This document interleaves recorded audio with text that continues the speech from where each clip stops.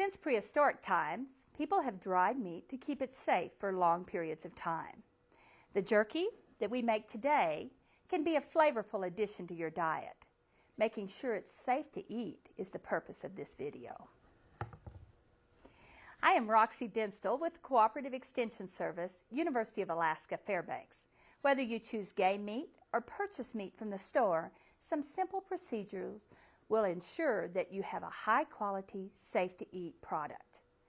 Research on food preservation is an ongoing process.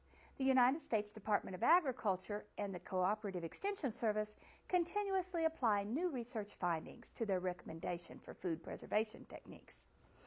The guidelines in this module may be revised as additional knowledge is gained that may increase the margin of safety or improve the quality of home-preserved foods. Consult your local Cooperative Extension office annually for updated information.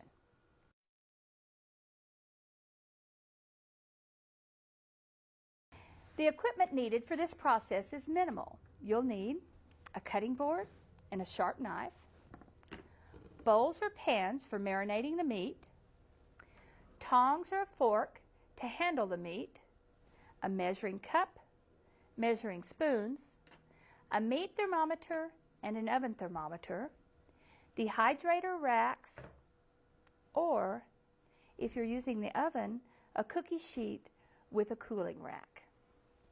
You may want to use plastic gloves to handle the meat for added safety. This is especially important if there's a cut or a sore anywhere on your hands. You'll also need access to a refrigerator to use while marinating meat and a dehydrator or an oven for drying meat.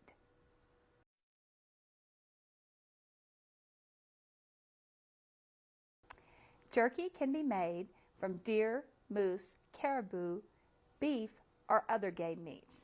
Most game meats work especially well for jerky because the meat is naturally lean. The one exception to the use of game meat is bear.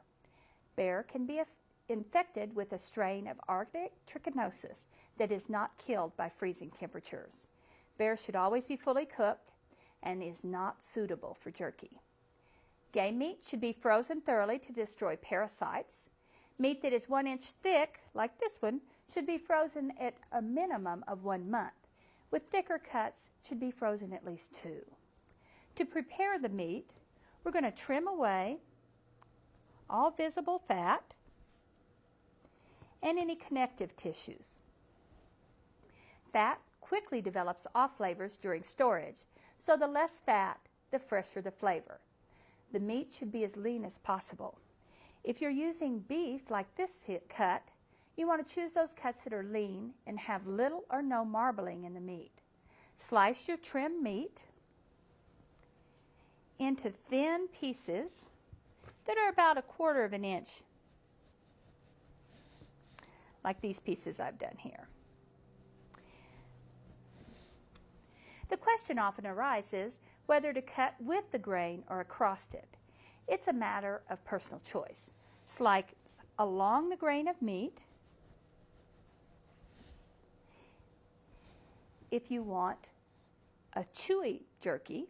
Slice across the grain for tender, brittle jerky. Determine the method of drying next.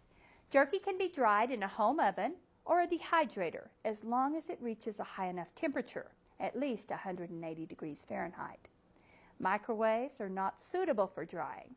The heating process is too variable to ensure that the slices have been heated to a high enough temperature to destroy harmful bacteria and parasites. Always use the oven or a dehydrator that reaches at least 180 degrees for making jerky at home.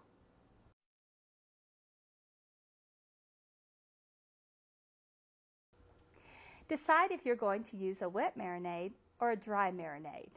Both are acceptable ways to flavor meat, but have slightly different procedures. Meat is marinated for flavor and tenderness. Ingredients for marinades may include salt and an acid product, such as vinegar, lemon juice, soy sauce, or wine. We're going to talk about using a wet marinade first. The recipe that we're using is from the Making Jerky publication that is available from your extension office. Our recipe calls for 1/4 cup of soy sauce, 1 tablespoon of Worcestershire,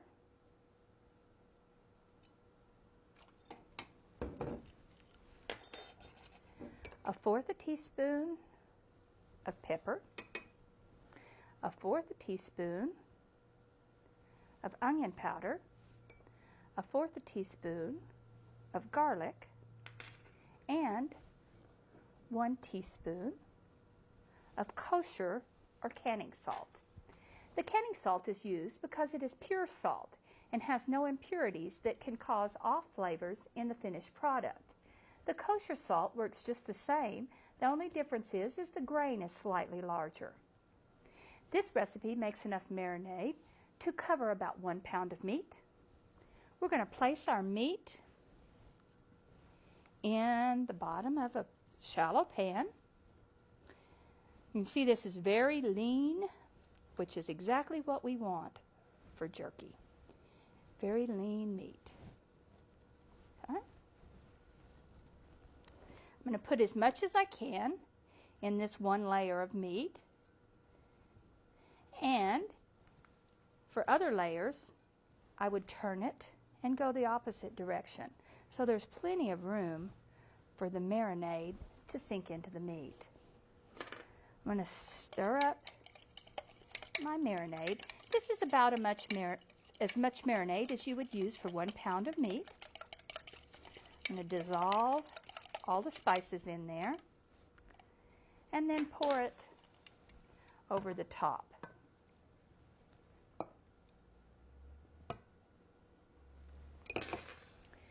We're going to cover it with plastic wrap and refrigerate.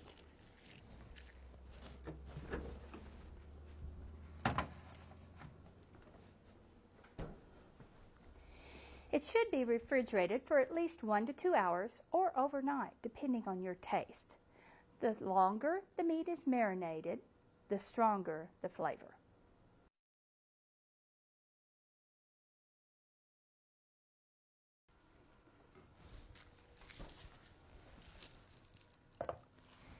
After the required time has passed, remove the meat from the refrigerator. We're going to take the plastic wrap off, and we're going to heat the marinade to 160 degrees. Be sure to check it with a meat thermometer. If you're using game meat, you need to use a slightly higher temperature. It needs to be boiling, 212 degrees. Make certain that the meat is covered with the marinade. If it's not, we're going to add some more water or a little bit more marinade in order to cover.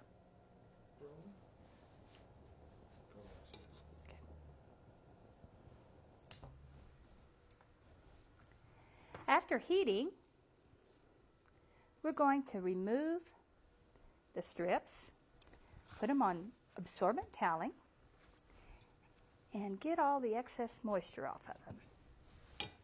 We're going to place them on our dehydrator rack or on a cookie sheet with a cooling rack on it. We're going to put them slightly apart. It's important that you have good air circulation for drying. This rack is going to be used the wet marinade.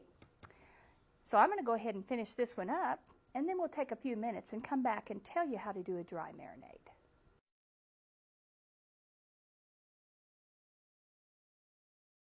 Dry curing jerky is done by using dry spices only.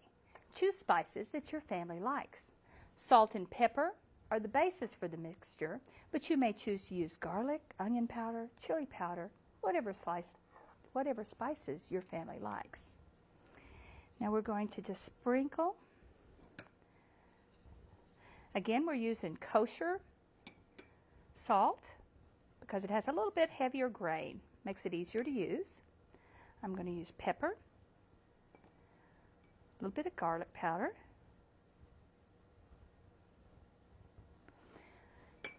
some onion powder,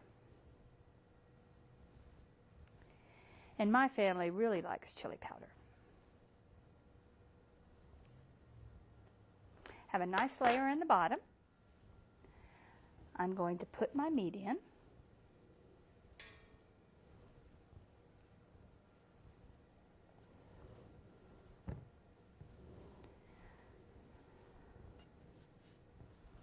Across the bottom of the pan, nice and even. When I get my pan full, I'm going to put another layer of spices on the top. Sprinkle them on as evenly as possible. Some people like extra hot stuff, so they use red pepper, and particularly red pepper flakes make really nice addition for jerky. But remember, you can use whatever your family likes. When I get ready to do my next layer, I'm going to turn and run my slices the opposite direction. Makes it easier to get really good mixtures so that it absorbs everything. Okay, let's add a little bit of salt on top. The spices not only flavor, but the salt actually pulls some of the liquid out of the meat and makes it easier to dry. Okay. When you've got all of the meat to your liking, we're going to cover it with plastic wrap and put it in the refrigerator.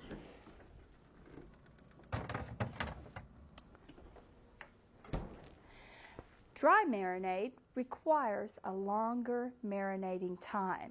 Wet marinades are a short length of time. If you use a dry method, you have to use at least 6 hours. It takes a long time for the dry spices to infuse their flavor into the meat.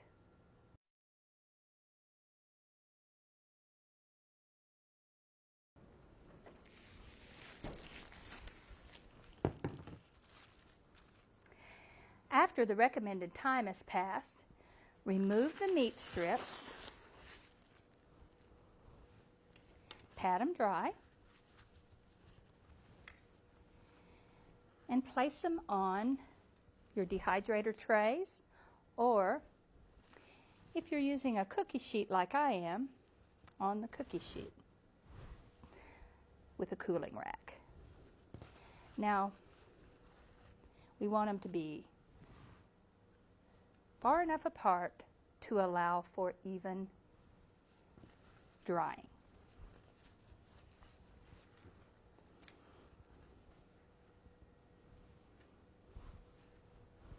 Now I'm going to continue this process until we're ready to talk about drying.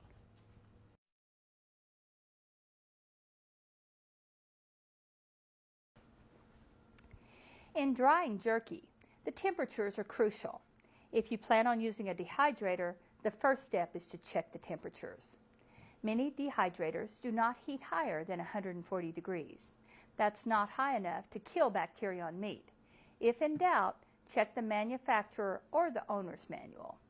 You may use an oven thermometer to check the temperature on each tray of the dehydrator, after turning it on as high as it will go. Give the dehydrator some time to reach the hottest temperature. Inside the dehydrator can reach and hold temperatures of 180 to 200 degrees, then it's safe to use just as you would use the oven. If your dehydrator doesn't reach 180 to 200 degrees, plan to use the wet marinade method to preheat the meat. If it will attain and hold 160 degrees and it has a fan, then arrange meat that's been heated in the marinade on the dehydrator racks and proceed with the drying. But there must be a second high heat process at the end of the drying. If your dehydrator doesn't heat to 160 degrees and it doesn't have a fan, it should not be used for drying meat.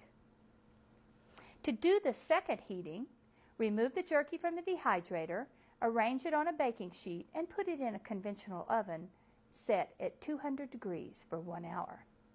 If the meat isn't dry after this heat treatment, turn the oven down to 160 degrees and complete the drying process. To avoid cross-contamination, do not return meat to the dehydrator. These heat treatments destroy much of the initial bacteria growth and any that may have grown during the drying process. Now let's look at the oven method of drying. We're going to preheat our oven between 160 and 200 degrees. All ovens are different, and yours may not set as low as 160 degrees. Set your temperature in this range. Use an oven thermometer to ensure an accurate temperature. Place trays in the oven no closer than 4 inches to the top or bottom heating element. We want to allow plenty of room around the baking sheets for air circulation. Leave the oven door ajar to allow moist air to escape. Toward the end of the drying process, increase the oven temperature so that it registers 180 to 200 degrees for at least 1 hour. Often people ask us to determine the dryness of the meat. Touch the meat. If it's spongy, it still needs additional drying time. Bend it. If it bends easily, like this one, it's not dry enough. When it begins to pull apart on grain lines at the edges of the product, that's the time to raise the temperature. For more questions, refer to the Extension publication, Making Jerky.